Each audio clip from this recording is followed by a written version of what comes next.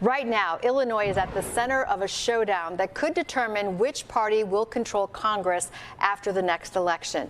Texas Governor Greg Abbott is ordering arrests and threatening to expel Democrats who fled to Illinois and New York to block a vote in the Texas State House.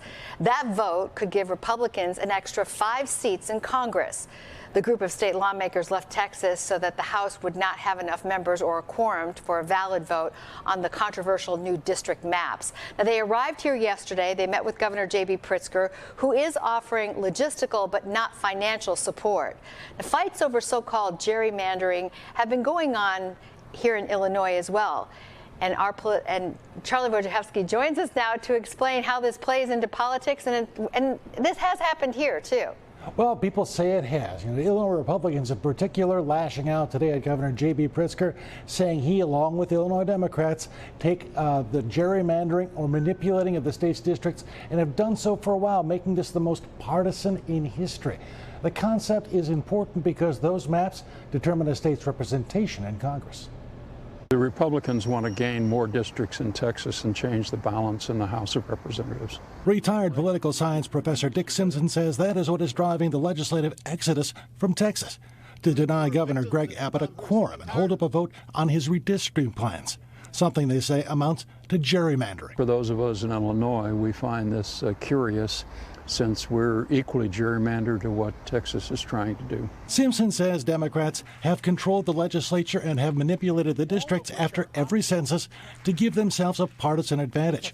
This map shows how those districts have become more elongated and irregular here in the Chicago area from the 1970s up to today. The last state district severely gerrymandered it. There are 17 members of the House of Representatives from Illinois. 14 of those are Democrats and 3 are Republicans. It's hard to maintain that the similar number of Republican voters. There are many more Republican voters in the 3 districts would represent. The situation now is similar to 2011, when Wisconsin Senate Democrats also fled over the Illinois border to avoid a vote on Republican Governor Scott Walker's budget, which limited collective bargaining rights. Now fugitives on the run. It prompted political ads like these. The Texas move now rekindling the argument over gerrymandering. It's becoming a problem. You can see why New York and California might decide to gerrymander their districts.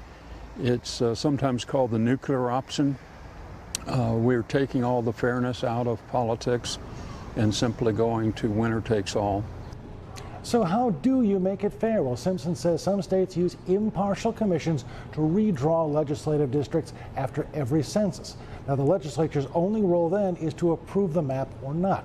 Here in Illinois, as it is in Texas, the legislature draws that all-important district map. I wouldn't count on any changes in Illinois anytime soon to that system. But what does the Supreme Court say about gerrymandering, since it is such an old practice? You know, they kind of split it into 2 things. There is the racial gerrymandering, that is one side, and the other side is the partisan or the political gerrymandering. When it comes to racial gerrymandering, what they're saying is it's not okay to do it that way, but there is a high standard for determining what is not okay.